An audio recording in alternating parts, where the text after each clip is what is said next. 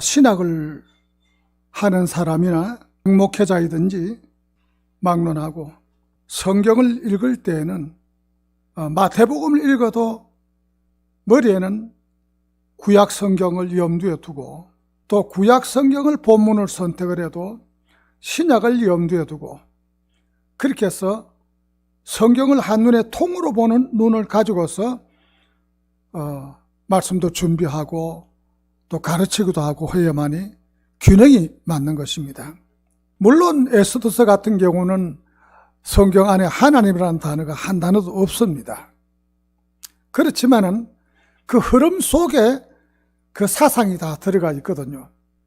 그래서 다른 분들은 모르겠습니다. 저는 가르치는 사람 입장에서도 그렇지만 목회자 입장에서도 하고 싶은 말은, 성경 어디를 읽든지 간에 머리는 창세기부터 계시록까지를 이 한 파이프 라인 안에 들어있는 것처럼 한 통으로 묶어서 그 염두에 두고서 준비하고 가르치고 이야기할 수 있어야 됩니다. 그래야만이 탈선을 하지 않습니다.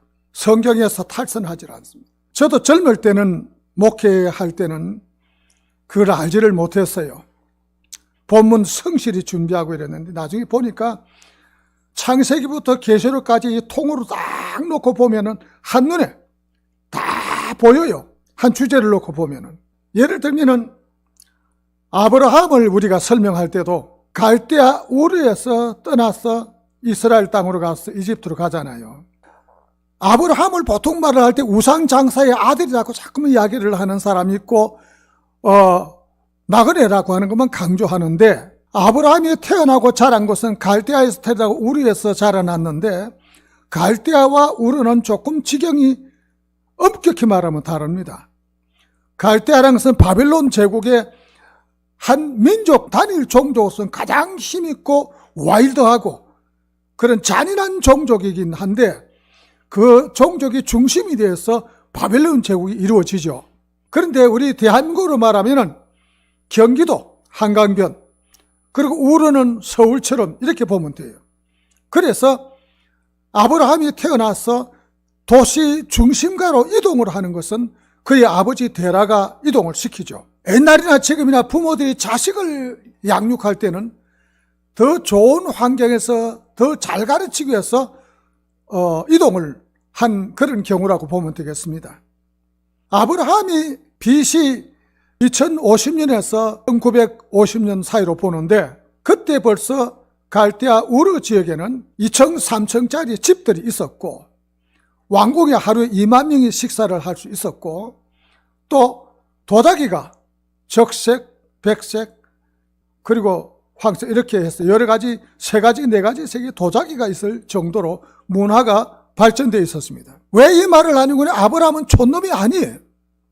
굉장히 세련되고 도시 사람이에요. 하나님은 그리 어리석고 무능하고 보잘것없는 사람이 불러낸 것이 아니고, 그건 똑똑한 인물을 불러내서 조상으로 삼고 이동을 시키는데, 아브라함이 이동하는 곳마다 흔적이 있어요. 그 바위에다가 전부 돌을 쪼아놓고 글을 써놓고 가는데, 그것이 본신의 글이라고 해서 히브리어 원조가 되는 것입니다. 그리고 아브라함이 가는 곳마다 그 글씨를 쓴 흔적뿐만 아니라 예배드리는 흔적이 있어요. 제단을 쌓은 흔적. 그럼 아브라함 하나만 놓고 보더라도 우리 예수 믿는 사람이 인생을 살아가는 나그네 길이 어떻게 해야 되는가를 그 인물 한 사람만 그 연구를 해도 다 나오잖아요. 아브라함이 가는 곳마다 갈대아 우르 문화가 따라가고, 아브라함이 가는 곳마다 사상이 따라가고, 아브라함이 가는 곳마다 문화의 흔적이 있고, 아브라함이 가는 곳마다 제사의 흔적이 있었던 것처럼 우리 예수 믿는 사람, 주의 종들 지나가는 흔적이 가는 곳마다 흔적이 있어야 돼요. 하나님을 믿는 사람으로서 흔적을 남겨놓고 가야 되는 거예요. 어떤 흔적을 남겨놓고 가느냐? 성경에 보면은, 사사기에 보면은 입산이라는 사사가 있습니다. 입산은 7년 동안 사사로 있었는데, 아들을 위해서 타국에서 30명의 며느리를 데려오고 딸을 30명을 외국으로 시집 보낸 거, 이 이야기가 딱 사사기에 석 줄밖에 안 나와요. 그 사람이 일성이에요. 그런데 단 한 사람이지만은 욥이라는 사람 한 사람은 성경에 42장을 기록할 만큼 역사가 기록되어 있는 거예요. 그 왜? 욥은 하나님을 생각함으로 참고 견디고 하나님 앞에 기도하며 경건생활하고 살아갔다는 것을 욥기서는 그걸 말하고 있는 겁니다. 그러니까 하나님과 인간 사이에는 하나님을 섬기고 경건생활, 하나님을 찬양하는 이 생활이 중심이 되어야 된다는 것이 성경의 말씀입니다. 나라는 인생, 주의 종으로 되겠다고 공부하는 사람들, 나는 어떻게 하면 인생을 살아가고 뭘 흔적을 남겨놓을 것인가 하는 것을 아브라함의 생에서 배워야 됩니다. 하나님은 아까 말씀드린 카르트 베리트라는 이 단어 하나만 놓고 봐도 하나님이 자기 일방적으로 약속을 하셨기 때문에 하나님이 자기 자신의 약속을 하나님의 명예를 위해서 본인이 지키는 거예요.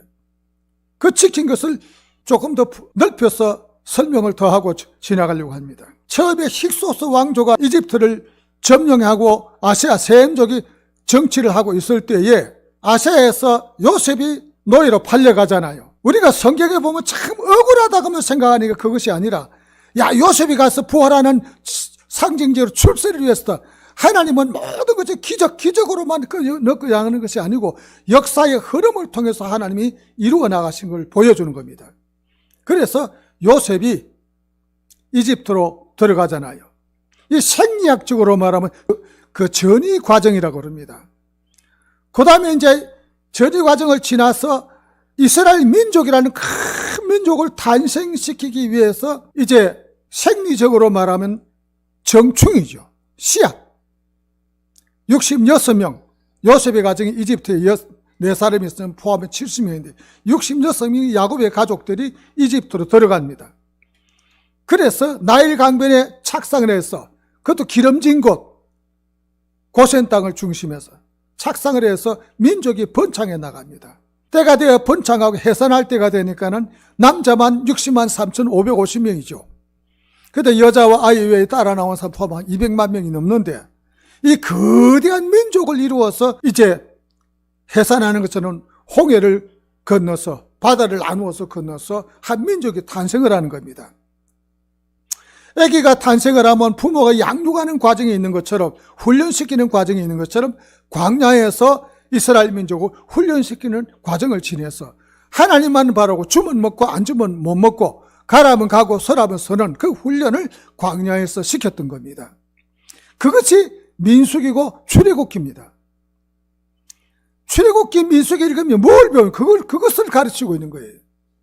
하나님의 주면 먹고 안 주면 굶고 가라면 가고 서라면 서고 그래서 그 훈련을 시켜서 민족을 한 국가를 이루는 것이 하나님이 스스로 아브라함에게 한 약속을 하나님은 지키셨던 겁니다. 어떤 사람이 그럽니다. 낮에는 구름기둥, 밤에는 불기둥 인도하는데 어떻게 하느냐? 그 어떻게 된 거냐? 그 민수기에 보면 나팔이 있어요. 나팔 소리를 통해서 떠날 준비를 하여라. 준비 다 끝났느냐? 지금 간다 안 간다? 참 나팔 소리로 통해서 하나님께서 훈련을 시켰어요. 이 모세경을 쭉 읽어보면 빠진 것이 없어요. 우리가 흠잡을 데가 없어요. 아무리 성경을 연구해도. 여기서 제가 이제 족보 이야기를 하려고 이 부가적인 설명을 했는데요. 창세기에 보면 족보가 쭉 나옵니다. 아담이 에덴 동산에 쫓겨나서 죽을 때에 언제까지 살았느냐 하면은 성경의 족보를 쭉 나이를 계산해 보면은 에녹이 하나님과 동행하기 시작할 때에 세상을 떠납니다. 그리고 에녹은 어떻게 해서 하나님과 동행을 하게 되었는가? 아들 놓으면 아들 이름을 머두셀라라고 지으라고 그랬죠. 정말 심판이라는 뜻 아니에요. 그래서 두려움을 가지고 그때부터 경건 생활을 하고 그리고 머두셀라가 세상을 떠날 무렵 되기 전에 노아 홍수가 일어나죠. 그 연대와 나이가 딱딱딱 맞아요. 그러면은 아까 이야기한 것은 지구 역사가 137억 년이라고 그랬는데 어떻게 성경이 연대가 맞는가하고 같이 해석이 가능하냐? 이사야서 보면 너희는 여호와의 말씀을 자세히 살펴보아 읽어보아라. 하나도 빠진 것이 없고 짝이 없는 것이 없다. 여호와의 입이 이를 모으셨습니다. 이사야 34장 16절입니다. 다시 말하면 그 말씀과 창세기 족보를 계산해 보면은 성경을 가지고서 과학적으로 무슨 방법으로든 이거 아무리 찾고 연구를 해도 성경 말씀이 흠잡을 데가 없도록 연대수가 맞아요. 그거 기가 막힌 겁니다. 하나님이 그렇게 만드셨어요. 성경을 그렇게 엮었습니다. 과학하고 틀리지 않느냐? 틀린 것도 없습니다. 성경은 역사를 기록한 것이 아니고 구원사를 기록했기 때문에 인간이 하나님을 믿고 회개하고 구원받는 데 있어서 하나도 부족함이 없이 되어 있어요. 목적이 그겁니다. 성경은 세상 역사를 기록한 책이 아닙니다. 그래서 성경은 구원사이기 때문에 구원 역사로서 인간이 예수 믿고 구원받는 데 있어서 하나도 하자고 손톱하고 흠잡을 틈이 없을 정도로 성경은 완벽하게 기록되어 있습니다. 다만 지구 역사가 137억 년이라는 것은 어떻게 해석하느냐 문제는 그 성경과 관계해서 성경에서 모든 것을 답변 찾으려고 하는 문제는 아닙니다. 성경은 과학의 뒷받침이 되어주고 과학은 성경을 뒷받침이 되어주는 해석상 도움이 되는 것이지 별개이면서도 서로 도움이 되지 이것은 나누어서 완전한 별개로 해석할 문제는 아닙니다. 그래서 참 하나님께서 시차 문제를 어떻게 욤이라는 단어 하나로만 썼느냐, 그 기가 막힌 거죠. 수십억 년을 욤 하나로 쓸 수 있고, 다시 말하면 지구가 첫째 날, 여섯째 날까지 창조된 과정이 있는데 그것이 등분으로만 하면 6등분이라 이거예요. 6등분의 그 시차를 욤이라는 단어를 다 썼다는 겁니다. 이집트 역사가 BC 6천년 전부터 역사가 기록되어 있습니다. 6천년 동안의 이집트 역사를 이집트 역사학자가 30등분으로 딱 나누었어요. 그래가지고 제몇조 왕조 그걸 30등분으로 나누어버린 거예요. 역사는 그렇게 정리해서 썼을 따름이에요. 이와 같이 성경은 사람의 영혼을 구원함에 있어서 필요한 하나님의 뜻과 하나님의 말씀일 뿐이지 이것은 과학을 쓴 것도 아니고 세계 역사를 기록한 것도 아니라는 겁니다. 다만 그 속에 전쟁의 역사든지 모든 역사가 무엇을 말하는가 하니 인류 역사가 이렇게 흘러오면서 어떻게 구원사가 이루어졌느냐는 그 구원의 과정 속에서 어떤 일이 있었느냐는 문제를 가르쳐주고 있을 따름입니다. 이제 제가 오늘 가장 강조하고 싶은 것은 이 시문서, 욥기, 시편, 잠언, 전도, 아가서 그리고 예언서 17권 이것을 목회자가 어떻게 설교의 자유자재로 활용할 수 있냐, 이 많은 자료를 활용할 수 있느냐, 이것만 자유롭게 활용할 수 있고 즐겨 읽고 기쁜 마음이 있다면 설교 준비에 압박감에서 완전히 해방이 됩니다. 저 같은 경우는 저 자신이 깨닫고 참 기뻐하는 것은 시편입니다. 시편은 읽으면은 어디를 읽든지 설명할 수 있도록 되어 있어요. 시편을 보면은 시편의 용어도 그렇고, 예를 들면은 시편에 보면은 자그마한 글씨로 위에 잔잔한 글씨가 있습니다. 51장 경우도 바세바를 통해서 어떤 죄를 짓고 회개하고 하는 문제가 딱 나와 있어요. 그 잔잔한 글씨가 히브리 원문에는 2절이에요. 우리 한글 성경 1절이 제3절입니다. 그렇게 기록되어 있습니다. 그리고 잔잔한 글씨가 그 시편의 해석의 백그라운드거든요. 역사적인 배경이 되는 겁니다. 그 배경을 살펴보고 나서 그리고 시편을 들여다보면 이해가 되는 겁니다. 그리고 시편에 나와 있는 대로 보면 중간에 이제 용어 변경이 있잖아요. 셀라라든지 이런 거 들어가 있는데 보면 셀라라는 단어 이전과 셀라라는 이후는 내용이 다릅니다. 분명히 다릅니다. 확실하게 다릅니다. 셀라 이전은 기도를 했다면 이후에는 기쁨에 감추지 못하는 응답으로 되어 있어요. 또 시편 104장 같은 경우는 셀라가 4번 들어가 있죠. 그래서 이런 셀라라는 단어 이전과 이후는 감정의 기폭 때문에 히카이온 셀라 같은 경우는 격정적인 단어거든요. 격정적인 이제 용어로 쓰고 있거든요. 그처럼 그 용어의 이전과 이후에 보면은 무엇이 다른가를 들여다보는 그 공식만 알면은 시편도 해석하기가 그렇게 쉬울 수가 없다. 그렇게 말씀을 드리는 겁니다. 아까 언급했잖아요. 바레키 나페시 야훼 에트 야훼 이런데 송축하라. 그리고 내 영혼아 여호와께.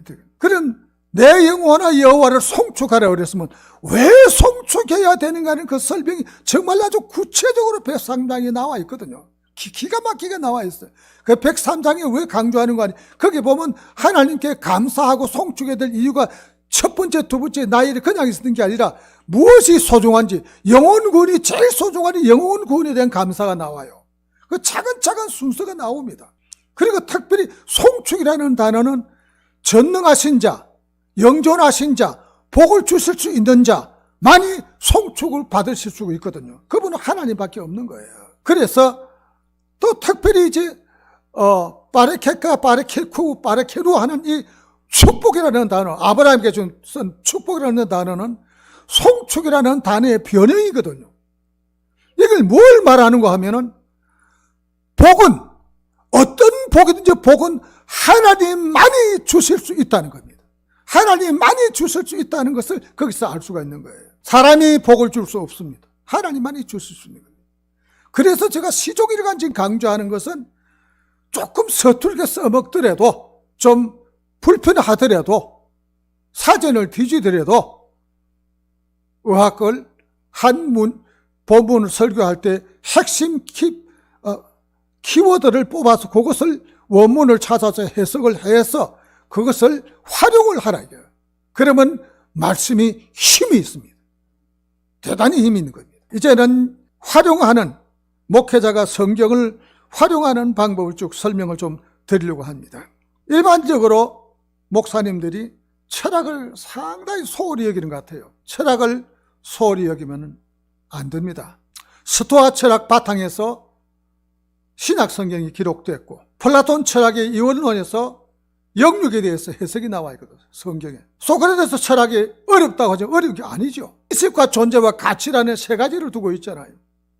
다 우리가 쓰잖아요. 내가 무엇이냐? 그 인식이잖아요. 내가 무엇인지를 가르치는 것이 이것이 설교잖아요. 나라는 존재가 어디서 왔느냐 이것도 가르치잖아요. 이게 존재잖아요. 그러면 내가라는 존재가 왔으면 어떻게 살아야 되겠느냐는 가치를 말하는 거잖아요. 우리 철학이 굉장히 멀리 있고 다른 가지 아닙니다. 똑같은 거예요. 저도 지금 이걸 누가 가르쳐 준 사람이 없었어요. 지금까지 공부한 누가 칸트의 철학도 저한테 누가 말해주는 사람이 없었어요. 말만 순수이성 비판, 판단적 비판 이렇게 이야기를 하는데 수많은 교수들이 그 이야기를 안 해주었는지 그 제가 참 철학을 공부하면서 느낀 거예요. 순수이성 비판이 뭡니까? 인간이 이성이 미치지 못하는 것이 얼마나 많습니까? 이성으로 해결이 안 되는 게 많아요. 이성이 만능이 될 수는 없다는 거예요. 어떻게 제물리를 비롯해서 많은 이성주의자들, 18세기 이성주의자들은 이성에 맞으면 하나님 말씀이, 이성에 안 맞으면 하나님 말씀이 아니라고 그랬잖아요. 그래서 그 사람들에게 대항해서 이성이 어떻게 만물의 척도가 되냐 하고 칸트가 대들은 거죠. 이성으로 다 판단 안 되는 것이 굉장히 많죠. 이성의 척도가 될 수 없어요. 바울도 자기 자신 이성을 마음대로 할 수가 없었잖아요. 그래서 7장에 보면 바울이 수많은 갈등을 느끼면 복잡한 갈등을 막 기록하다가 바울이 뭐라고 그럽니까? 7장 24절에 가면 타라이포로스, 에고, 안드로폰. 우리말로는 번역이 불가능하니까는 오라 그러는데 아닙니다. 타라이포로스는 다르고 내가 미칠 지경이다. 내가 죽을 지경이다. 내가 괴로워 못 살겠다 이 뜻이거든요. 바울도 그만큼 갈등이 있었던 거예요. 내가 못 살겠다. 내가 진짜 괴롭다. 에고 오는 건 이것은 강조잖아요. 에고는 내가 괴로워 못 살겠다. 내가 괴로워 살 수 없는 사람이다. 내가 그런 사람이다. 바울이 그런 고백을 쓰다가 나중에 8장 2절에 가서 뭐라 그럽니까? 아무도 우리를 정죄할 수가 없다. 왜? 주 안에 있기 때문에. 주 안에 있기 때문에 내가 서는 거예요. 바울도 항상 달려간다. 잡았다고 생각하지 않는다. 이 말이 뭡니까? 항상 불완전하면서 주 안에서 승리를 하지만은 의인과 죄인은 백지 한 장 차이예요. 모든 사람이 갈등을 가지고 있거든요. 덧붙여서 말씀드리면은 아브라함도 마누라 때문에 이집트에서 재물 많이 챙겨오고 비겁하게 말해 내 아내 아니라 그러고 누이 동생이라 그러고 보세요. 야곱도 그 많은 사람 건네주고 다윗도 수많은 사람 또 솔로몬의 1000명을 거느리고 살고 모세가 그런 짓을 하고 노아도 실수를 하잖아요. 그런데 하나님이 야단쳤습니까? 한 번도 야단 안 쳤습니다. 왜 그랬을까요? 하나님은 인간에게 이성을 가진 본능이라는 걸 주었어요. 인간의 본능에 대해서는 하나님이 야단치지 않았습니다. 솔로몬의 1000명을 데려서도 야단치지 않았습니다. 왜? 그 여인들 때문에 우상을 섬겼기 때문에 야단을 친 거죠. 다윗이 청부살인에게 야단쳤지 네가 왜 여인을 뺏어사냐 그것 때문에 야단친 거 아니에요. 사람이 본능이에요. 그 본능을 하나님이 인정하시는 거예요. 그래서 그 다음 이야기를 줍니다. 말이 참 엇나가면 안 되니까. 하나님은 본능을 다 인정하세요. 근데 솔로몬이 완전히 타락하잖아요. 그걸 목사님들 지지 듣고 적당하게 넘어가는데 타락해가지고 빠져서 엉망진창이 됐잖아요. 그래서 얻은 게 뭡니까? 하나님은 모든 걸 전화위복되게 하잖아요. 로마서 8장 28절은 모든 게 합력까지 선을 이룬다는 식으로. 그것이 뭡니까? 솔로몬이 깨달은 것이 이성에 빠져서 흡에다 깨달은 것이 전도서잖아요. 하벨 하발림 코헬레트 에트 하벨 하발림이 되어 있죠. 히브리 원문에 보면. 근데 보면은 헛되고 이 말인데, 근데 이상하게 하벨 하발림 림 하는 인분은 그는 복수거든요. 헛되다는 말에 복수를 쓸 이유가 뭐 있습니까? 번역이 안 되잖아요, 우리말로. 그냥 그렇게 썼어요, 번역. 제가 번역을 한다 말짱 도루묵이라 그 뜻이에요. 어떤 게 복수면 말짱 도루묵이라는 뜻입니다. 그렇기 때문에 솔로몬은 인간이 본능적으로 가지고 싶은 뭡니까? 성경에 보면 전부 전쟁이고 이성 문제고 그렇잖아요. 땅 몇 기회 이성 문제 왜 더 있어요? 그거 왜 있으면 이야기가 없습니다. 땅 따먹는 거, 여자 문제, 그밖에 더 있어요. 그게 역사인데. 그래서 우리도 본능적으로 그렇잖아요. 남자들은 높은 명예를 가지고 싶고 권력을 가지고 싶고 여자를 가지고 싶고 이 세 가지잖아요. 이거 다 해본 사람 누가 있어요? 솔로몬이잖아요. 내가 우리 음목교회 설교하면 그 이야기했어요. 아니 목사님들 마음대로 살 자신이 있습니까? 자신 없대. 그 바로 깨달은 거예요. 마음대로 살 재간이 있습니까? 돈이 있어야 마음대로 살지. 권력이 있어야 마음대로 하지. 그렇잖아요. 건강이 있어야 마음대로 하지. 그거 안 되잖아요. 솔로몬은 다 가졌잖아요. 다 해봤잖아요. 그러면 우리는 안 해봤잖아요. 그러나 솔로몬이 해본 사람이 전도서를 읽어보면 맞다 하고 끝내야 되는 거예요. 그것이 전도서 교훈인 거예요. 이래서 우리는 솔로몬이 타락한 것에서 전화위복되게 해서 전도서를 남긴 것. 이 전도서가 그렇게 재밌고 소중하잖아요. 예? 얼마나 멋진지 몰라요. 아가수도 마찬가지요. 그때 허리는 밀당 같고, 다리는 무슨 기둥 같고, 보면 기가 막히게 표현 잘 해놨죠. 젊은 청년들 읽어보면요. 이게 성경인지 소설인지 분간이 안 될 정도로 그렇게 되어 있잖아요. 그게 뭘 말합니까?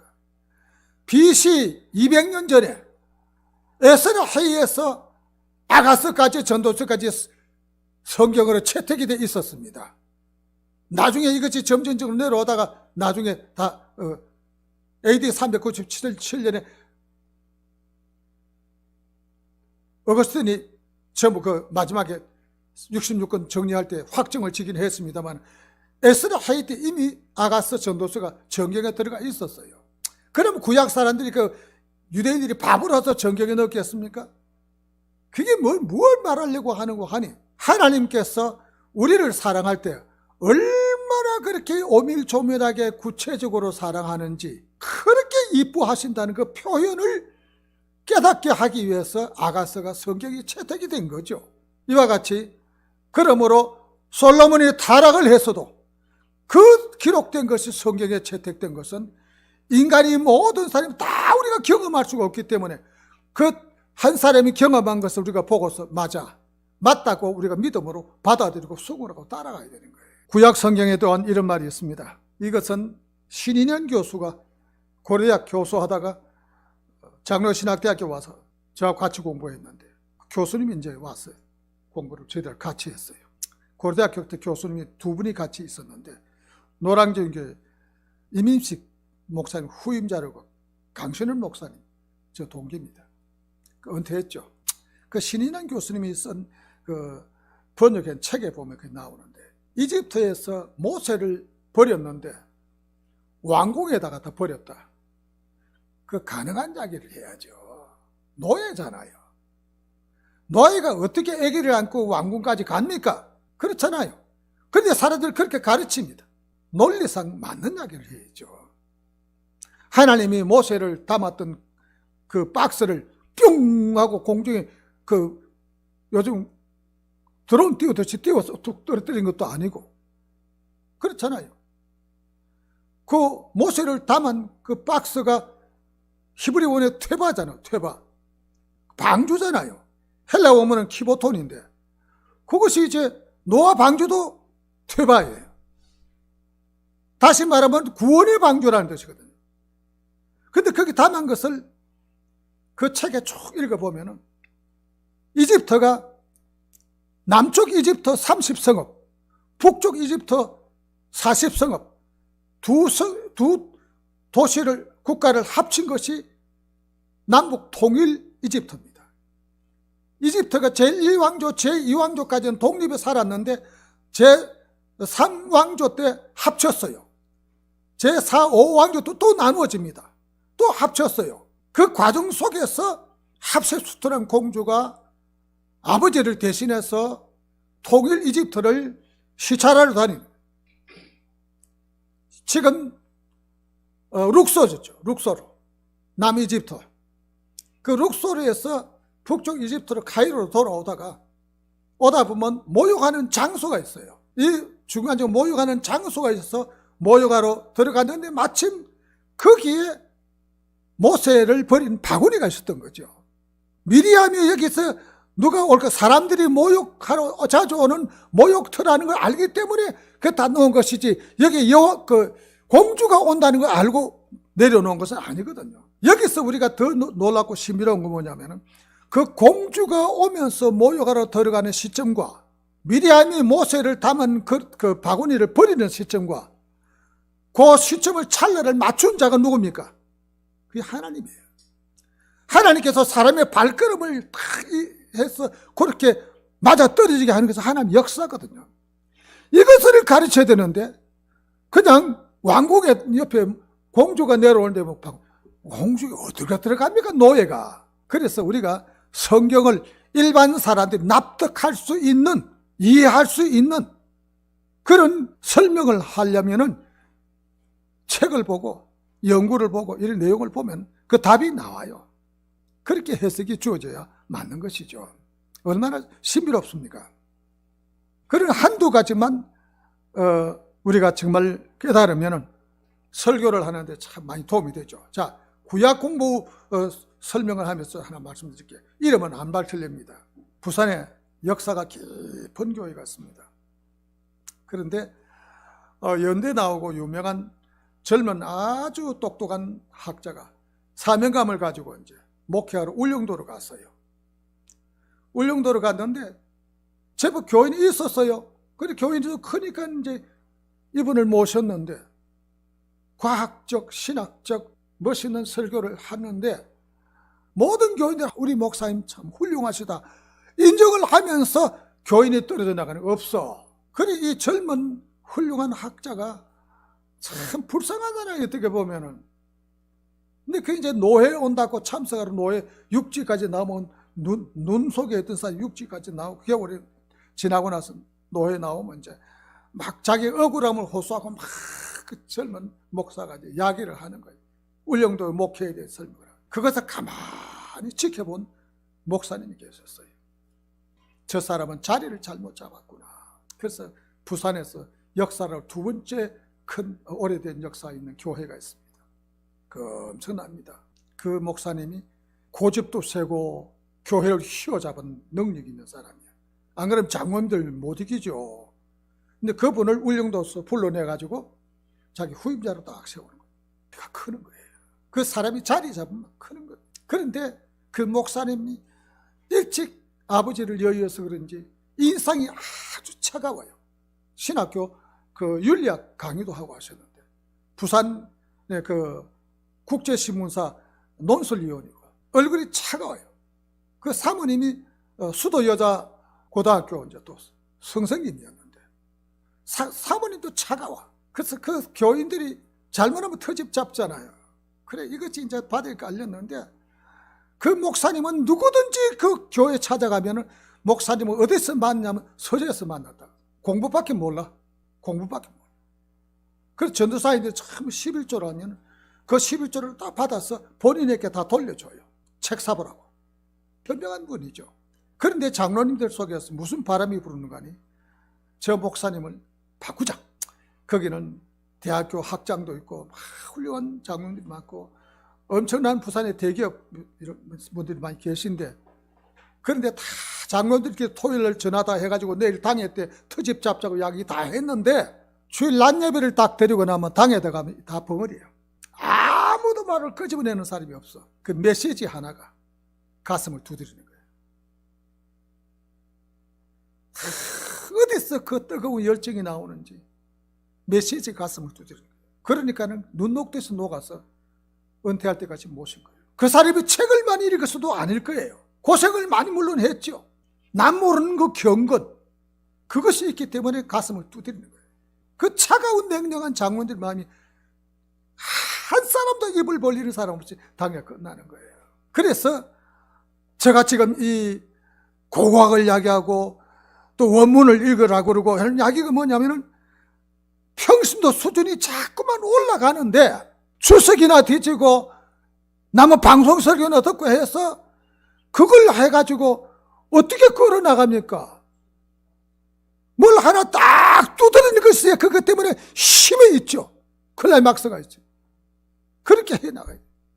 실질적인 얘기를 제가 좀 드릴까 합니다. 제가 잘 아는 사람도 거기 포함되는데 뭘 그리 바쁜지 강대상에 다른 사람 설교집을 들고 올라가서 그걸 읽는 겁니다. 그걸 설교하는 겁니다. 그 설교 잘 되죠. 뭐 문장 좋고 매끄럽고 말이에요. 성도 여러분 하고 막 하는데 그걸 누가 발견을 했어. 교인들이 그냥 두겠습니까? 그렇게 쫓겨난 사람만 내가 정확하게 적어가는 사람이 세 사람입니다. 큰 교회입니다. 그 왜 그랬을까요? 정치한다고 돌아다니니까 준비할 시간이 없구나. 안 그러면 그 설교집을 보고 홀딱 반해가지고 다른 문장을 하니까 도저히 이걸 그보다 더 잘할 설교 작성을 할 용기가 없었거나 저도 남의 설교집을 뺏겨 쓴 일이 있습니다. 목회하는 동안에. 그럼 어떤 경우냐? 그 원고를 그대로 쓰지 않습니다. 전부 용어를 내 용어로 바꿉니다. 내가 쓰는 용어로 바꿔요. 내가 쓰는 용어로 바꾸다 보니까 내가 혼자서 연구해서 설교 작성보다 시간이 더 많이 걸려요. 더 힘이 들어요. 그렇지만은 제가 옥하는 목사님 설교 같은 경우 제가 많이 제가 한 열 몇 편 될 거예요. 요거는 내가 써야겠다 싶어서 쓴 것이 상당히 있어요. 그 내 용어로 바꾸는 겁니다. 성도 여러분, 그러면 저는 또 우리 교인 여러분 하는 식으로든지 이렇게 바꿔가지고 내 용어로 바꿔가지고서 그 내 걸로 소화를 시켜가지고 그래 왜 지금 그 힘이 있는 거예요. 그렇기 때문에 제가 드리고 싶은 말씀은 남의 설교집 보고 또 주석만 보고 복음을 전하려고 하면 한계가 있는 거예요. 한계점에 딱 부딪혀버려요. 제가 아는 친구도 그런 분 보았습니다만 어떤 분이 이제 방송 내보내잖아요. 그 교회 주일 낮 예배 끝나고 나서 내보내면 그걸 참 다운받아가지고 다운받아가 자기 걸로 해서 그렇게 또 다음에 설교를 하고 사실인지 아닌지 확인은 안 했습니다만 강남에 박종률 목사님이 계셨어요. 그분은 설교가 과자 먹듯이 쫄깃쫄깃 씹는 설교인데 아주 맛있어요. 근데 제가 나중에 알게 됐는데 영락교 박조준 목사님이 그 박종률 목사님의 설교를 항상 한 주간 뒤로 설교를 다운받아. 그 당시는 이런 걸 내용을 시대가 아니기 때문에 그래서 그의 설교를 풀빛 주석을 또 번역을 해가지고 하고 풀빛 주석에 그대로 뭐 설교가 나와 있으니까 그 당시는 영어를 줄줄 읽는 우리 목회자들이 없었고 그 풀빛 주석을 한국에 나와 있는 걸 누가 산 사람이 별로 없기 때문에 먼저 눈 뜬 사람이 써먹은 거죠. 저도 지금 뒤돌아보면은 나를 키워준 목사님이 어떤 주석을 보고 설교했는지 다 기억나요. 내가 목사가 돼 보니까 이분이 이 주석 썼구나. 그거 다 알게 됐어요. 그래서 저는 주석을 참조만 하지 정말로 잘 쓰질 않습니다. 가능한 소책자. 왜 소책? 굵은 이름 있는 책들은 웬만한 사람들 읽어보았으니까. 그렇잖아요. 이런 소책자는 깔보고 사람들이 잘 안 읽어요. 그런데 여러분 알다시피 영어가 모자라가지고 박사학위를 못 써서 박사가 못된 사람들이 머리는 박식해가지고 목회에 대해서 도사로 쓴 책이 굉장히 많이 나와 있어요. 이름이 생각이 안 납니다만은 통합측에 있던 청량리 무슨 교회 목사님은 털도 좋고 목소리도 좋고 목사님들이 목소리 하나가 한몫 먹어요. 대단한 겁니다, 이 목소리가. 근데 학위가 없어요. 아무것도 없어요. 근데 신학교 이사장이 되나니까 신학교 그 졸업식 때도 학위가 없으니까 까만 모자 쓰고 까만 가을 입고 배짱 좋죠. 그래 나와서 이렇게 시상식 하고 봤는데, 근데 이제 이분이 목회학이라는 책을 썼어요. 그거 한 권 읽으면은 뿅 갑니다. 정말로 목사가 이런 거구나. 그걸 배우는 거예요. 제가 시종일관 강조하는 것은 내가 무엇이든 이거 신경 쓰지 말고 성경에 관련된 책을 찾아 읽어 공부를 하다 보면 그 재미가 말로 다 할 수가 없습니다. 다른 사람은 모르겠어요. 저는 이래 있다가 성경 보다가 뭘 새로 발견하거나 이래 원문을 뭐 하나 발견하면 혼자서 춤을 춥니다. 찬송도 부르고 아무리 적게 하루에 2시간 이상은 제가 찬송을 틀어놓거든요. 2시간 이상을 집에 찬송 틀어놓고 텔레비 하도 볼 게 없어가지고 찬송 틀어놓고 그리고 막 괴짜입니다. 집에 춤도 추고 막 별 기교를 다 부리고 하는데 그렇게 삽니다. 왜냐하면 진리를 발견하고 새로운 것을 발견했다. 야, 그 기쁨은 어찌다 말로 표현합니까? 말로 표현이 안 돼요. 그래서 저는 뭐 하나 발견하면 막 우리 아들도 그 집사람이 춤을 추고 팔짝팔짝해도 춤죠. 내가 이것을 발견했다. 얼마나 기쁜데요. 그 발견한 어떤 진리에 대해서는 그 다음에 만약에 설교를 하게 되면 그걸 들고 나가면 자신감이 생기죠. 힘써서 외치고 2번, 3번 반복해도 되거든요. 이래서 우리가 신학 공부하는 분들이 기죽지 말고 내가 어느 대학 나오고 인류대학을 나오고 신학한다 그렇게 신경 쓰지 말고 집중적으로 성경 보고 관련 서적 보고 익혀가지고 막 펄펄 뛰며 복음을 전하는 그런 준비를 갖추시기를 바랍니다. 남은 뭐 인터넷 방송 보고 뭐 듣고 그걸 또 다음에 써먹다가 발각되면 또 쫓겨나요. 어떤 교회 또 목사님은 그걸 남의 설교를 다운받아 했는데 그 다운받기 전에 그 교회 그 방송 그 나오는 걸 또 알뜰히 보는 평신도가 있었어. 어머나 주일날 가니 그걸 똑같이 설교를 하니 목사님이. 그래 얼마나 망신스럽겠어요. 아 우리 목사님 이제 남우교회 설교를 하구나. 그 목사님 그러시면 됩니까? 왜 남우교회 그 어떤 교회 목사님 설교를 그대로 합니까? 그런 망신이 세상에 어디 있어요. 아이고 그러냐 기릅니다. 저도 어지간히 의학을 학교 다닐 때는 헬라어 히브리어 시간 그 시험 시간 되면 쪽지 저한테 달라고 무지 학생들이 달라붙어서 해먹었는데 그리고 이제 졸업하고 나서 뭐 목사가 되고 그런데 또 의학을 손을 놨어요. 요즘 의학을 쓰면은 우리 어묵교 다 지잘났잖아요. 또 원로 목사들 다 모였으니까 다 지잘났죠. 뭐 그날로 선목사 언제 근데 아직까지 기억하고 있는 아직까지 기억하는 게 지금 공부하는 거지. 기억하는 게 아니라 공부하는 거죠. 쉬지 않고. 그 공부하는 재미가 어찌든 말로 표현합니까? 아까 제가 언급했듯이 이 나이에 11월 달에 천주교도 가보고 2번이나 가보고 감리교도 가보고 또 다음에 또 이단도 또 한번 가봐야겠는데 불교도 절간마다 가면은 그 불상이 좀 다릅니다. 목사님들이 이때 한 번씩 가보시는 게 좋아요.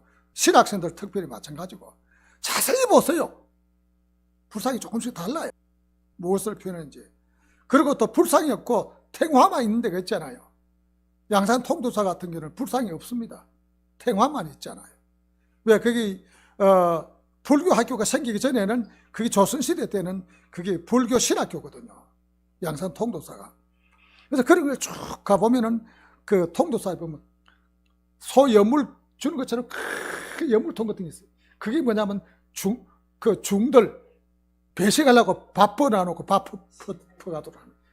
가면 절간마다 다 특징이 있어. 가보면 여자 종들만 또 있는 데가 있어요. 내원사 가면 여자 종들만 70명이 80명 있는 데가 있어요. 그것도 가보면 또 그 사람들 농사지구에 볼 수 있어요. 그 보면 그 이야기거리가 무궁무진해요. 설교가 꼭 뭐 성경 안에만 있는 게 아니에요. 예. 그 사람들 정성들, 그 사람들 그 절간에 우리 교회 근처에 보니까는 새벽 4시만 되면 땡랑 소리 나요. 왜? 그 사람들 새벽 3시만 되면 찬물에 모욕을 하고 새벽 기도 하거든요. 우리는 5시 하지만. 근데 그런 거 비하면 정성이 우리보다 더 하죠. 그러면 그 우상을 섬기지만은. 근데 구판, 저희 어머니가 남해, 지금 연육교가 연결됐으면 섬이라고 할 수가 있겠지만, 남해는 큰 섬 2개로 군이잖아요. 남해도와 창선도가 2개가 있는데, 이 창선도가 창선면인데, 창선도에서 삼천포에서 딱 배 타고 건너면 제일 첫 마을, 보면 오른쪽에 가면 큰 교회인데, 저희 어머니가 13년 6개월 목회를 하셨는데, 그 마을에는 밤새 고기 잡아서 삼천포 시장에 이제 고기 내다 팔고 밥 먹고 사는데, 그 이제 방학 때 되면, 신학생 때 방학 때 되면 내려가서 이제 있으면 딱 막 둥둥대고 이제 굿을 많이 해요. 그러면 교회 가서 무릎 꿇고 기도하고 굿하는 집에 올라갑니다. 굿하는 집에서 엉덩이 들어놓고 앉아가지고 문지만 앉아가지고 마음속으로 불타는 마음으로 이 더러운 귀신아 물러가라, 이 마귀 새끼야 마귀 새끼야. 그래서 막 그냥 속으로 기도하면 이래서 하면은 굿을 못해요. 굿을 뭐냐 두드리던 거 놓고 그냥 눈 감고 담배 피우고 그냥 치워. 굿 못합니다. 그런 경험을 하고 나면요, 그 다음 주일날 설교는 뭐 거저 먹깁니다. 우리가 설교 자료를 찾고 준비하는 데는 성경에만 있는 건 아니거든요. 성경에 있잖아요. 눈은 있어 보지 못하고 귀는 듣지 못하고 주어봐도 아야 소리를 못하는 이 사이에 다 나와 있잖아요. 우상에 대해서. 그리고 이제 제가 처음 개척할 때 강서구청 그 로타리 지금 빌딩으로 지었습니다만 그 3층에 이제 개척을 하는데, 토요일 되면 이제 바닥 청소를 청년들하고 교회 60평 교회가 청소가 좀 많아요. 청소를 하는데 맨 1층에 그 큰 이름 있는 유명한 장어집이 있어가지고 그 장어집 장사 잘 되라고 또 꽹가리 치고 푸닥거리하고, 그 당시에는 성룡차, 큰 성룡차가 스텔라였어요.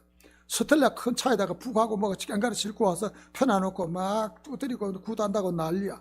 내일 주일날 예배드려야 되고 토요일날 청소하는데 밑에 꽹가리 치는 교회가 기분이 얼마나 나쁩니까? 그래서 그냥 청소하다가 막 같이 청소하는 청년들하고 목에 터져라고 찬송을 찬송을 불러대면 밑에 굿이 되겠습니까? 그래 찬송을 하다가 이제 내려가자.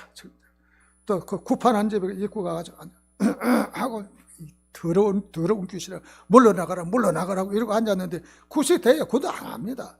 그냥 꽹가리 치다가 뭐 그냥 내려놓고 그냥 담배 피우고 있다가 그냥 다 보따리 싸가지고 스텔라 트렁크 싣고 가버려요. 그거 나쁜 거예요. 그건 못합니다. 그거를 본 청년들이 신이 날까 신이 안 날까. 그리고 이튿날 주일 낮에 설교할 때 목사가 외치면은 본 청년들이 있는데 예배가 사는 겁니다. 그래서 우리가 꼭 설교 재료를 뭐 세상에 책 이만 아니고 사방에 둘러보면 많이 있습니다. 지금 제가 천주교 가서 요 최근에 가서 보면 변화된 걸 너무 많이 변화돼 가지고 지금까지 가르치는 내가 수정을 해야 될 판이에요. 너무 천주교가 변했어요. 많이 변했어요. 이것처럼 우리 주변에 이런 것을 탐방도 필요하고 보아야 되고 그렇습니다. 그리고 이 이제 이단 문제를 좀 언급을 해야겠는데, 제가 전라도 초대를 받아가지고 나는 초대받으면 좋은 줄을 갔는데 성경을 많이 안다고 이단으로 끌어들이려고 저를 유혹을 했던 것 같아요. 그래 여수 가면은 공화동 교회가 있어요. 여수 공화동 교회가 전라도 본부예요. 그 여수 전라도 공화동 교회가 있는데 나중에 보니까 그것이 권신찬파 자칭 구원파야. 이야기하다가 딸리면은 다른 사람 들어오고, 이야기하다가 딸리면 다른 사람 들어와요. 새벽 배로 내가 새벽 4시에 여수에 도착을 하고 아침에 갔는데 저녁에 8시, 9시인가 그래서 배 타러 나올 때까지 시달렸어요. 잠이 죽겠는데 꼼짝 시달. 제가 질 사람은 아니죠. 그때마다 성경을 벌써 몇십 분 읽었는데. 요즘은 이단들 만나면 그럽니다. 여호와 증인이고 당신 여호와라는 뜻이나 아냐? 하나님 이름인데 여호와라는 신성자 사문자 히브리어 글자는 아냐? 저 글자 모르잖아 자기들은. 그것도 모르면서 어떻게 떠들고 난리야. 하나님의 엘로힘이라는 뜻이 무슨 뜻인지 알아? 아무 말 못해요. 똑바로 알고 와서 나한테 이야기하라고 가버리. 그렇잖아요. 원문을 들이대는데 그 약고 죽이는 거죠. 완전 바보 만드는 거지. 어디다 대고 와서 지금 떠드냐고. 아무 말 없이 가요. 여호와로 번역됐지만 성경에 보면은 야훼, 엘로히, 또 엘로야트 다 변화가 있어. 그 뜻이나 알아. 아무 말 못해요. 귀신쫓기 김기동 목사님 이야기했다. 제가 김기동 목사님 귀신쫓기에 많이는 못 가봤습니다만 한 7, 8번은 가본 것 같아요. 그 옆에 운하교에 제가 전도사를 했을 때니까 귀신쫓기 이제 김기동 교회를 갔는데 거기 가서 느낀 건 제일 안타까운 것은 막 귀신 쫓고 넘어지고 좋다 이거예요. 기성교회 교인들이 다 거기가 있어요. 꼭 그 사람들 물어요. 귀신 쫓기 전에 어느 교회에서 왔어? 어느 교회에서 왔냐면 예 어느 교회에서 왔어. 전부 다 우리 정상적인 교회에서 온 거예요. 내가 창피하고 부끄러워 죽겠더라고요. 우리는 도대체 교인을 어떻게 길렀길래 교육을 어떻게 했길래 그게 좋다고 이단인데 가서 머리 조아리고 안수 받냐 이겁니다. 그런데 귀신 쫓기가 능력이 있어요. 또 신학생들 잘 들으세요. 저 동기 가운데 사업하던 사장님이 은혜를 받고 신학을 하러 왔는데 만학을 하니까 나는 어떻게 저 사람도 젊은 사람처럼 공부를 할까 고민하다가 이분이 누구 유혹을 받아서 김기동 목사 밑에 가서 귀신 쫓기 공부한 사람이 3사람이에요. 그 사람이 다 나이든 만학하는 사람들. 3사람, 2사람은 제주는 한 사람은 이야기를 할게요. 교회가 산회원이에요. 마산, 진해, 창원 이래 합쳐서 산회원. 그 삼거리에 경계선에다가 시골 가면 옛날에 농협 창고 있잖아요. 벼 같은 거 수매해서 가는 창고.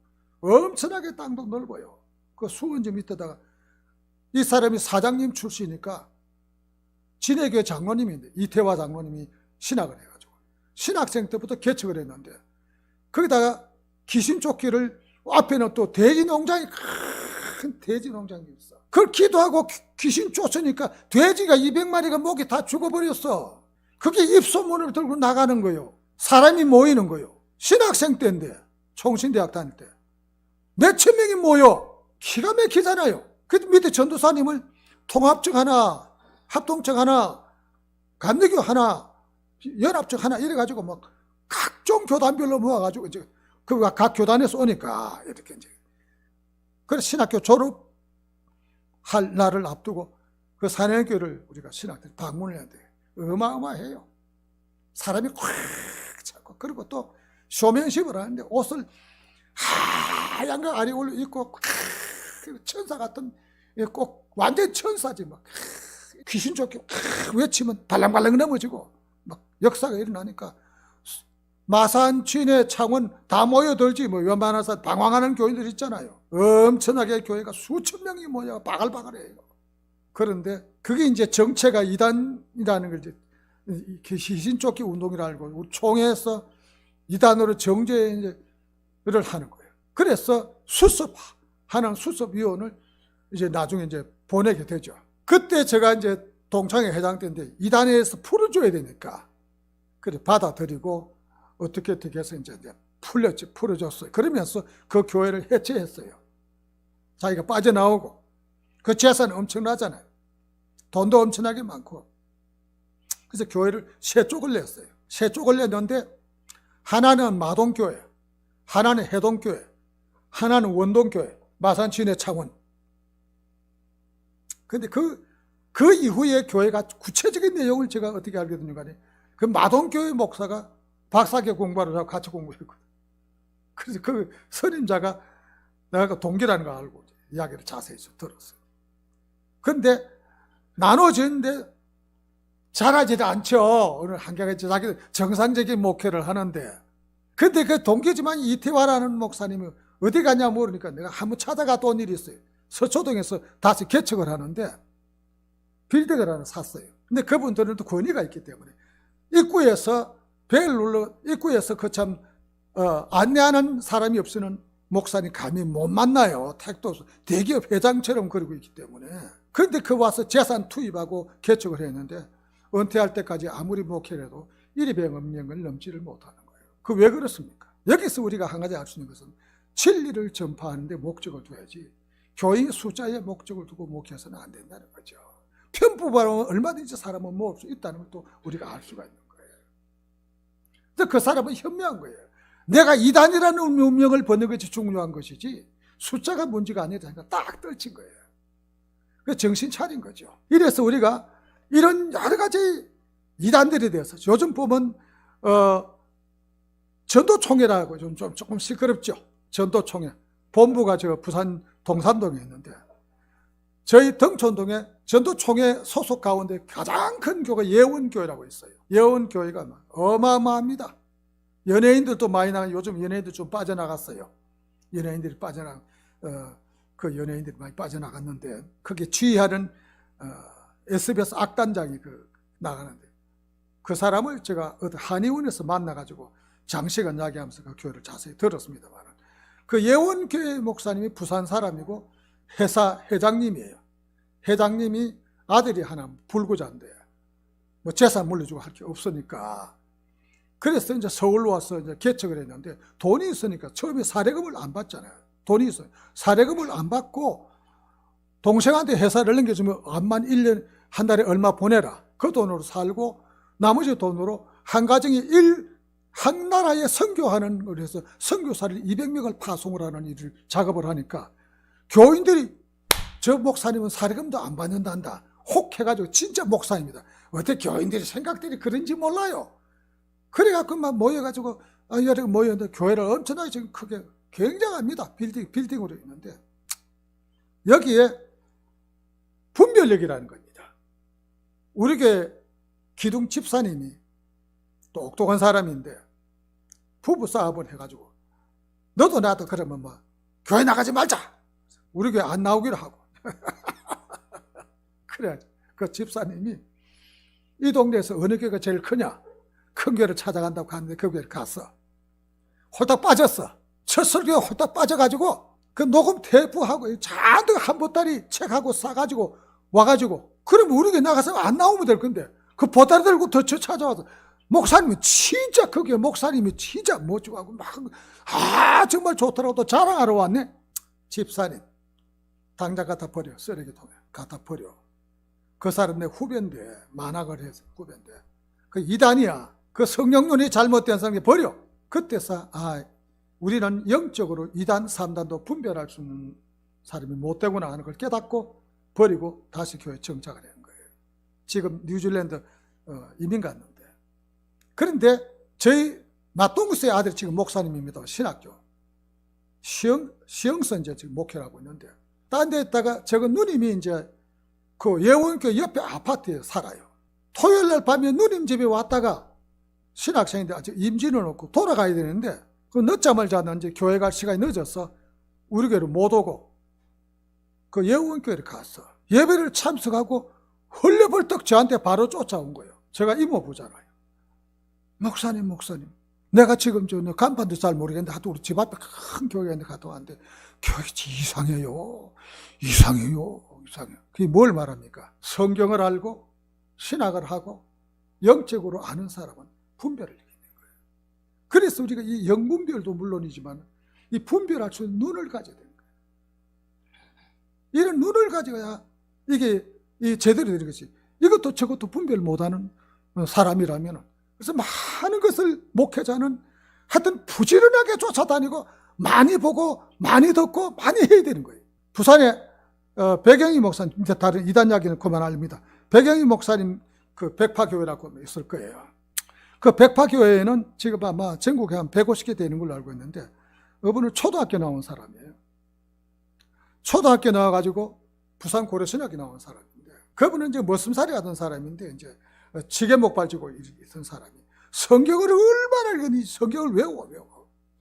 그 청강생으로 고신대학에 이제 고려신학교 들어갔는데 무릎을 탁 치는 소리가 나더래요. 왜? 옳지. 신학교 와 보니까 자기 성격이 다 맞거든. 옳지. 사실 신학의 그 성경 속에 다 있어요. 그러니 그 졸업을 해 나왔는데 뭐 정상적인 누가 부임을 할 수 있습니까? 개척을 했는데 부산의 그 백파교회가 어마어마하게 큽니다. 몇천 명 모여요. 그런데 거기에 이제 찬양대 이런 거 없어요.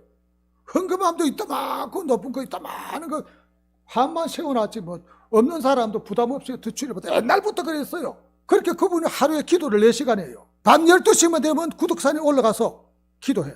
굴 속에서 바위 밑에서 새벽 4시 되면 새벽기도 내려와. 그리고 설교하고 그렇게 하는데 거기 참 놀라운 것은 동아대학교, 부산대학교, 대학교 교수님들이 많다는 거예요. 이해가 됩니까? 그 교수님들이 은혜가 돼서 많다니까. 그분들이 주일학교 교사하고 있다니까요. 주일학생이 적게 모이면 9,000명, 많이 모이면 12,000명씩 모였어요. 그래서 부산 서대신 동쪽에는 막 교통정리하는 사람이 애들 때문에 바글바글한 애들 때문에 교회에서는 정말 교통정리하고. 왜? 학력이 목회하는 것이 아니라는 걸 우리도 여기서도 볼 수 있는 거예요. 그렇잖아요. 성경 많이 읽고 능력 받고 기도하고 하면은 성경의 맥을 아니까 탈선하지도 않는 거죠. 그리고 교회가 왜 하나가 되고 하나가 됐냐면은 주일학교 교사들이 한 사람도 빠짐없이 주일날 설교를 다 받아 씁니다. 받아 쓴 것을 다음 주일날 주일학생 가르치는 겁니다. 그러니까 온 교회가 사상이 하나예요. 생각이 하나고 말이 하나고 하나. 여기는 귀신이 침투를 못할 정도로 사상이 하나. 그런데 그분이 결국 어떤 미치광이한테 순교를 당했죠. 새벽기도 설교하는데 칼을 들고 가서 찔러서 죽여서 순교를 당했는데 그 백파교회가 전국에 많이 깔려 있는데 아주 지독하게 신앙생활을 합니다. 이와 같이 우리가 목회하려고 신학하는 사람들이 어떤 자격지심이나 어떤 위축감이나 이런 걸 전혀 가질 필요가 없는 것이, 하다못하면 다른 책은 좋다 이가 구약 성경만 죽으라고 읽어서 구약 성경만, 범위가 넓으니까 계속 거기 보면은 온갖 세상 이야기가 그 속에 다 있어요. 구약에 보면 없는 이야기가 없습니다. 하다못해서 여러분 모세오경에 읽어보면은 커튼 갈고리까지 다 있잖아요. 커튼 갈고리까지 그 모세오경에 다 나와 있어요. 없는 게 없어요. 그리고 제비가 집을 지면 밑에 받침 넣는 거 나무 박대 그것까지 다 나와 있습니다. 자세히 안 봐서 그래요. 다 나와 있어요. 나는 처음엔 저도 이제 성경을 읽을 때 그랬어. 뭐 짐승과 교합하지 말며 뭐와 하지 말며 뭐 이런 말이 나오길래 부끄럽기도 하고 창피하기도 뭐 이런 말이 나와요. 그게 또 사실이거든요. 이게 사실이거든요.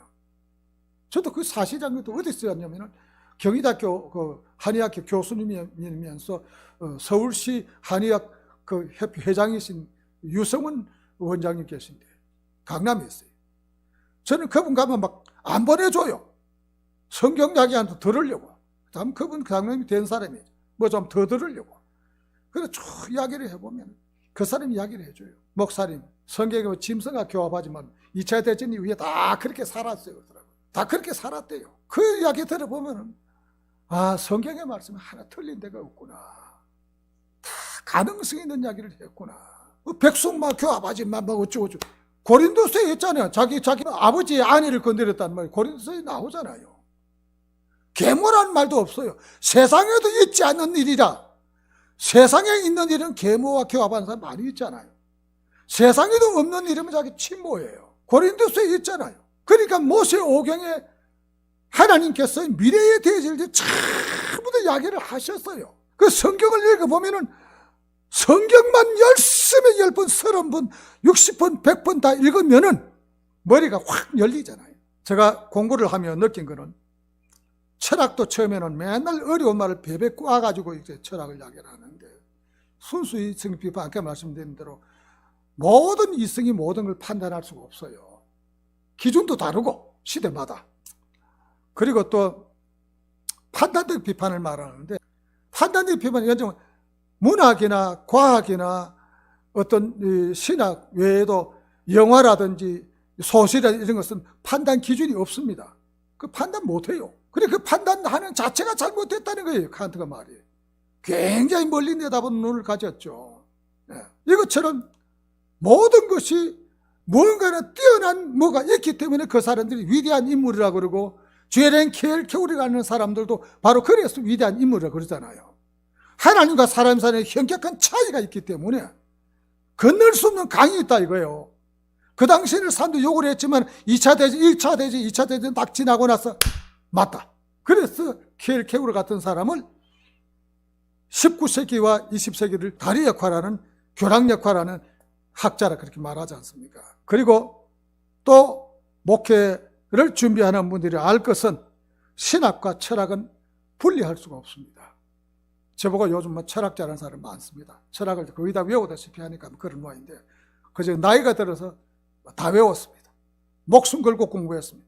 아주 철학이 되어야 된다. 막 까디져 가지고 공부를 해 나왔는데, 범위가 너무 넓어요. 그 범위가 너무 넓어서 다 할 수가 없어서 저는 철학의 방향을 어디로 틀었는가 하니, 그 사람이 태어난 가정, 성장 배경, 그리고 어떻게 종말을 낳냐, 일생 중심에서 이제 그 공부를 하고 있습니다. 목회하실 분들도 들으시기 바랍니다. 철학자 가운데 가장 불행한 사람 예화를 하나 들겠습니다. 니체를 가장 불행한 철학자라고 말합니다. 보통 좀 모르는 사람들이 말하기를 니체가 하나님은 죽었다 했기 때문에 벌받아가 미쳐가 죽었다. 그 무식한 소리 좀 안 했으면 좋겠어요. 진짜 아이고 내가 목사한테 보면 왜 그런 무식한 소리 하는지. 니체가 아버지가 부모잖아요. 부모가 아버지 엄마가 다 목사님이잖아요. 목사님이고 코페르니쿠스도 목사님이었죠. 그 당시 지동설을 말하면 맞아 죽어요. 근데 지동설 주장한 사람이 목사님이에요.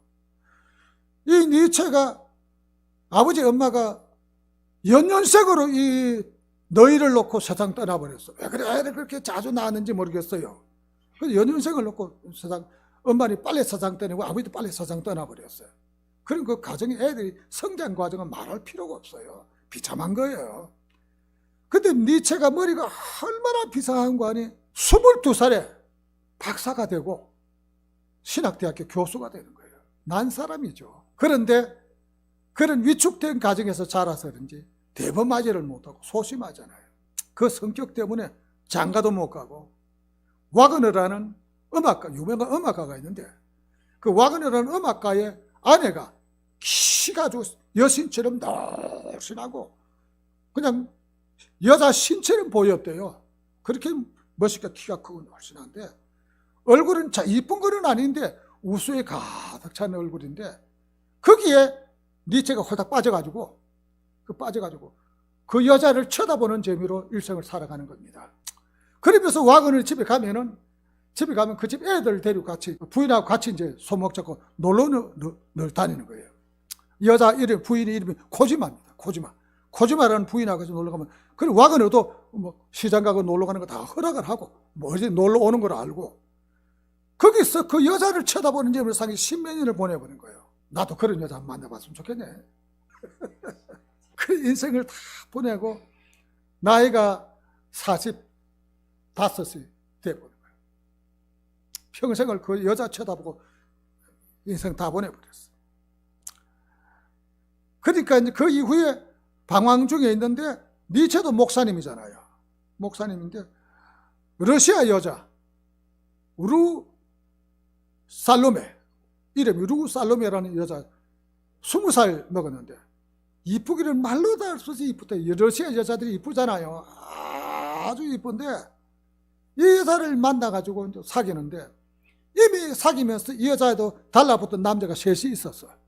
너도 나도 남자가 쭉 달라붙어가 다 있는데, 그런데 유독이 이 니체를 좋아하는 거는, 니체가 입담 있고 말을 잘하잖아요. 철학을 하고 그 목사님인데, 니체하고 이 루살로메를 만나면은 길게는 10시간, 보통 8시간, 5시간 이야기를 하는 거예요.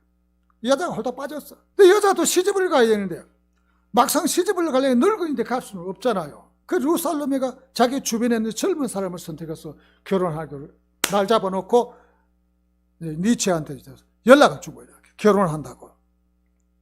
그때 니체가 쇼크를 먹어가지고 방황하는 겁니다. 그 방황하며 쏘가리 하면서 내가 사랑하는 자 딴 사람인데 갔다는 그것 때문에 쿵쿵쿵쿵 알면서 또 8년을 보냅니다. 8년 동안 쏘가리를 하고 쏘가리를 하다 결국은 9년째 정신병자가 되는 겁니다. 미쳐버린 거예요. 그때 막내 여동생이 엘리자베트한테 막내 여동생이 오빠가 미쳤다는 이야기를 듣고 쫓아서 뒷바라지를 하는데 니체가 쓴 책이 많고 철학이 많아요. 대단한 인물인데 중간에 말 한마디 잘못했기 때문에 그 도매금으로 저 하나님 죽었다 그러는 겁니다.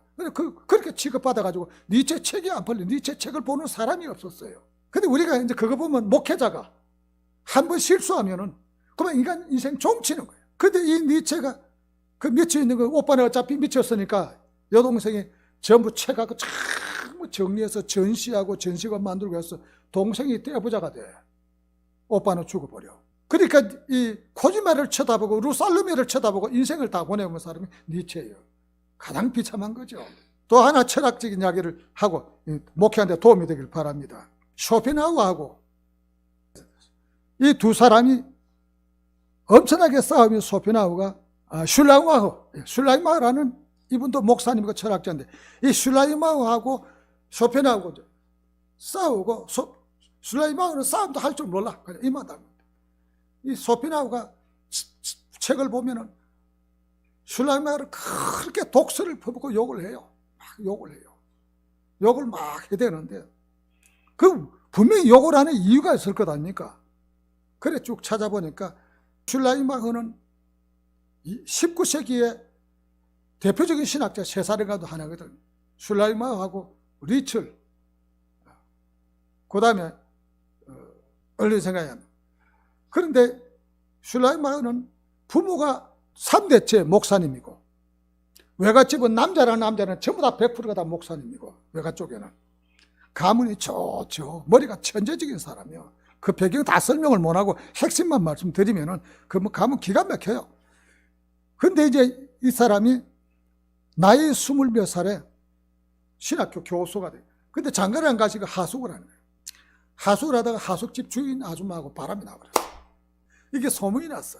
그래 교수직에 쫓겨났어. 그러니까 갈 데가 없잖아요. 그래서 시골로 헤매다가 가정교사 자리를 겨우 하나 얻어서 가정교사를 하는 거예요. 실력이 있으니까 점점 소문이 나서 그 지역의 초등학교 교장이 되는 거예요. 초등학교는 귀족의 자녀들도 오고 그러니까 시골은 도시는 귀족학교가 따로 있는데 시골에는 귀족학교가 따로 없으니까 이래 이제 학생들 오면은 귀족들도 같이 상대를 하게 되는 거예요. 귀족들을 같이 상대를 하게 되는데 그때가 나이가 47이야. 귀족 그 유부녀가 있어. 과부 22살 먹은 과부가 있는데 과부하고 결혼을 해요. 그 신부 세탁이 되죠. 귀족이 되니까 신부 세탁이. 그래가지고 다시 신학대학에 와서 강의를 하는데 강의를 너무 잘하는 거예요. 왜 그랬을까요?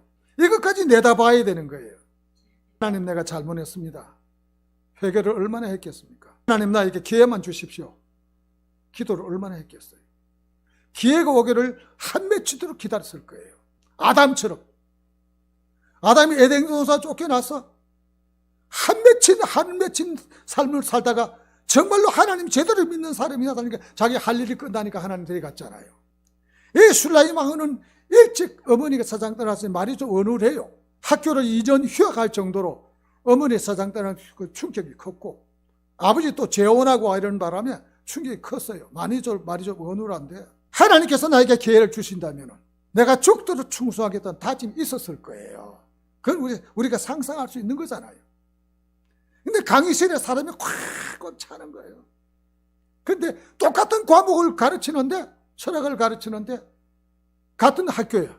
쇼펜하우 강의실에는 사람이 안 가는 거예요. 그 쇼펜하우 강의실에는 사람이 안 가니까 쇼펜하우는 뭐예요? 쫄딱 망했어요. 교수직에서 쫓겨났어요. 슐라이마흐 강의실에면 다 가버리니까. 그러니까 이 쇼펜하우 볼 때는 저놈 때문에 저게 옛날에 말이야 이런 짓하고 저런 짓하고 나쁜 놈이 저거 알면 저 밑에 안 갈 건데 저거 희한한 놈이다고 알잖아요. 쇼펜하우는 다 알잖아요. 과거를. 저 자식 저런 놈인데 저 사람이 막 가고 근데 그걸 알거든요. 그러니까는 노골적으로 깔아놓고 말을 못하고 저게 사람이 제대로 아는 사람 같으면 저 사람 밑에 가서 안 배울 건데 그러면서 막 욕실을 퍼붓는 거예요. 그래서 제가 쇼펜하우어가 왜 슐라이마르를 욕을 퍼붓는지를 알게 된 거죠. 그 원인 없는 이 결과는 없는 거예요. 다 있는 거예요. 그러면서 우리가 여기서 좋은 것이 나쁜 것이 아니라 좋은 것을 배워야 될 것은, 아마 기록은 남겨놓지 않았지만 이 슐라이마후는 무릎을 꿇고 하나님 앞에 평생 회개했을 것이고 울며불며 하나님 앞에 기회를 달라고 기도했을 거예요. 그것이 바로 다시 일어서게끔 만드는 거예요. 우리가 어떤 좌절감에 빠지거나 낙심을 하거나 어떤 한계점을 이렇게 비로 넘어졌더라도 다시 일어설 수 있는 것은 자기 자신이 갱신하고 돌아서는 거예요. 하용조 목사님이 그런 간증을 했어요. 하용조 저 선배입니다만, 설교 준비 한계점에 도달해가지고 영국으로 도망갔잖아요. 목회를 도저히 더 못하겠다. 그 다시 돌아와서 목회를 할 때 신장병으로 그분 앓다가 세상 떠났죠. 그분 설교 준비해 놔놓고 안수기도도 하고 원고를 위에 발을 올리가 족찰도 하고 온갖 방법을 다해가며 주여 이 원고 이 말씀을 전하게 했죠. 그렇게 애걸복걸하며 매달리면서 복음을 전해다. 그래서 애걸복걸하며 매달리며 설교하는 그 메시지가 어찌 사람의 마음을 움직이지 않겠습니까? 그래서 우리가 많은 공부할 기회를 놓쳤거나 다양한 공부를 다 할 수 없다면 구약 성경이라도 적어도 30번, 100번이라도 읽으셔야 돼요. 계속 소설 읽듯이 읽으면은 이거 어제 읽은 건데, 이거 어제 읽은 건데, 그렇게 돼요. 계속 읽고 나면은 입만 열면 성경이 나오는 거예요. 물병에 술 담으면 치면 술이 나오고 물 담으면 물이 나오듯이 내 속에 무엇을 주서 담았느냐 하는 것이 입만 열면 나오는 겁니다. 그러나 단 논리적으로 이 설명을 하는 이 성경의 백그라운드가 어떤 배경 속에서 이 원론이고 사문론 이것이 나왔느냐, 이것이 바로 철학이라는 겁니다. 플라톤 철학과 아리스토텔레스의 철학과 소크라테스 철학과 소피스토 조타이가 배워요. 소피스토 철학도 보면은 정말로 기가 막힌 사람들, 그 사람들이 그런 발상이 있었는지, 그 피타고라스라는 사람이 그 바보가 아니에요. 남들은 그 사람이 막 좀 이상한 놈이라 욕을 하지만은, 이래서 철학과 신학은 분리할 수가 없고 문학과 문화사와 성경은 분리할 수가 없습니다. 성경에는 문화가 꽉 찼습니다. 그 문화의 배경, 이것이 있기 때문입니다. 그 외에 뭐 제가 구절에 설명할 것이 많습니다만은 이제 마지막 말씀하고 마치렵니다. 성경 핵심 줄거리를 여러분들이 성경을 아는 이야기지만 제가 이렇게 정리를 해드리고 강의를 마치려고 합니다. 하나님은 만국 백성들 중에서 이스라엘 민족을 선택하셨습니다. 그리고 하나님의 거대한 구속의 대업을 이루는데 그 기관을 삼은 것이 이스라엘 민족입니다. 그러므로 이스라엘의 역사는 인류 역사의 중추가 됩니다.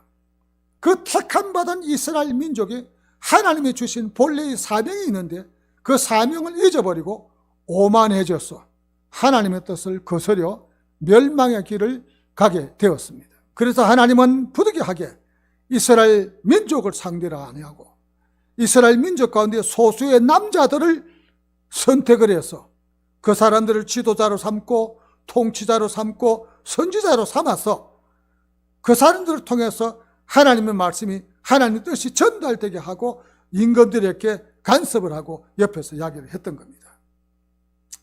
그런데 임금들이 선지자의 말을 안 들어요. 선지자들 때로는 죽입니다. 그래서 하나님의 때가 되어서 삼일째 하나님 일부분 성자 하나님을 세상에 보내셔서 인류의 구원의 본래 목적을 완성을 시켰습니다. 이것을 전달자로 부름받은 자들이 우리 목회자의 길을 걷는 사람들입니다. 예수 그리스도를 통해서 구원의 길을 완성을 했지만은 오고 오는 세대에 태어나는 사람들은 이 복음을 전달이 돼야 되거든요. 이렇게 해서 예수 그리스도 오시고 이게 복음인데 그 전달자로 우리가 신학생들과 목회자들이 부름을 받은 겁니다. 이 역사적인 그리스도를 구주로 믿는 사람은 누구든지 새 이스라엘이라고 하는 교회에 예속을 시켜서 그 예속된 교회를 중심해서 지금도 하나님은 구속의 역사를 이루어 나가고 계시고 앞으로도 이 사람들을 통해서 구속의 대업을 이루어 나가는 겁니다. 바로 이 대열에 우리가 부름을 받았고 이 대열에 쓰임을 받고 있다는 이 긍지가 바로 성직자들의 길이고 성직자들의 축복이라는 겁니다. 이 긍지를 가지면은 내가 굶는 사람이 어디 있겠습니까? 내가 헐먹어도, 내가 비록 못 살아도, 내가 하나님의 종이라는 이 긍지, 내가 주의 종의 길을 걷는다 이 긍지 하나만 가지고도 복음을 힘차게 팍팍 외칠 수 있는 거예요. 아이고, 주님이 어떻게 가능합니까? 예, 가능합니다. 제가 목회할 때 교회가 한 100명 되니까 시험이 들었어요. 교회에서 이렇게 이 말하면 걸리는 좋은 이야기는 아닙니다만 어느 지역 사람들은 하나로 뭉치잖아요. 그쪽 지역 사람이 한 7, 80%가 되었어요. 똘똘 뭉쳐서 다 데리고 나가버렸어요. 20명만 남았어요. 20명이 잘 사는 사람일까요? 공장 다니고 신문팔이 이런 사람들은 남았어요. 새빵 사는 사람. 그런데도 교회는 가득 찬 것처럼 생각하고 기한 주고 팍팍 설거를 하고 강남에서 내려오면 사택 가서 혼자서 얼마나 흐느끼며 울고 재정 걱정 때문에 그때 산기도 다닐 때입니다. 삼각산에 만 5년을 겨울 석 달 외에는 만 5년을 꼭대기까지 올라가서 목이 터져라고 울부짖며 기도하면서 목회를 했습니다. 그 20명이 무슨 헌금이 있습니까? 그런데 그 가운데 한 사람이 여자인데도 이발소 주인이 한 분 계셨어요. 그분이 안타까워서 목걸이도 빼놓고 반지도 빼놓고 또 갖다 놓고 그런데 그 사람만 무너뜨리면 교회가 무너질 줄 알고 그 집에 찾아가 헌금하지 말라고 방해하는 사람이 있었어요. 얼마 있더니만은 병원에서 영안실에서 연락이 왔어요. 죽어버렸어요. 교통사고로. 그것도 불법으로 건너다 죽어가지고 보상도 못 받고 죽어버렸어요. 그래서 그 가족들이 저를 손을 붙잡고 목사님 용서해 줬어요. 잘못했다고. 저 장례식 집례 안 해줬어요. 그 해줄 할 말이 있어야지. 이 사람은 헌금하는 사람은 떠도 말리다가 죽었다. 그 말할 수 없잖아요. 내버려 두었어요. 그리고 한 30명 찼을 때 제자 훈련을 시작해서 한 4, 50명 됐을 때 건축헌금을 시작해서 교회를 짓고 문제는 뭐냐면은 목회자가 가는 길이 평탄한 길만은 아니고 어차피 이 길을 나섰다면 죽음을 각오하고 내가 성경 한 권에 목숨을 걸면 그 성경 속에 명예도 있고 돈도 있고 집도 있고 자가용도 있고 쌀도 있습니다. 성경 속에 다 있습니다. 그래서 성경을 죽으라고 성경을 파고 읽으면 하나님이 밥도 주고 쌀도 주고 자가용도 주고 다 주고 저는 지금까지 자가용을 8년도 6월달부터 차를 타는데 처음부터 성용차를 탔어요. 내 돈 주고 탄 일은 없고 교회 돈으로 차를 사지를 않았습니다. 개인이 차를 타서 줬습니다. 교인들이. 그래서 지금까지 차를 타고 다녀요. 지금 차는 지금 폐차한까지 지금 차는 우리 아들이 물려준 겁니다. 우리가 하나님의 기적이라는 것은 성경을 속에 있지만은 실질적으로 살아가면서 내 눈앞에 응답으로 현실적으로 다 드러나게 되어 있습니다. 마태복음 6장 33절에 너희는 먼저 그 나라와 그 의를 구하라. 너에게 쓸 것을 모든 걸 준비시키시라. 헬라 원문에 보면 네 필요한 것을 또박또박 준비시켜 준다는 뜻입니다. 신학 공부하시는 여러분들 하나님 앞에 납작 엎드려서 귀찮아도 죽으나 사나 성경 붙들고 성경 기도하고 특별히 구약 성경은 분량이 많습니다. 재미있습니다. 많이 읽으세요. 그러면 하나님이 여러분에게 좋은 자가용도 주시고 좋은 집도 주시고 좋은 교인도 만나게 해 주실 것입니다. 공부 열심히 하셔서 훌륭한 분들이 되시기를 진심으로 축원합니다. 기도하십시다. 하나님 감사합니다. 저희들이 무엇이 간데 주의 종으로 사용하시려고 부르시는지 부르셨으면 아버지 마음대로 사용하실 수 있고 마음대로 사용될 수 있는 그런 훌륭한 도구가 되게 축복하여 주옵소서. 임페리얼 신학위에도 하나님께서 축복해서 번창하게 도와주시고 하나님의 뜻이 역사해 주옵소서. 예수님의 이름으로 기도하옵나이다. 아멘.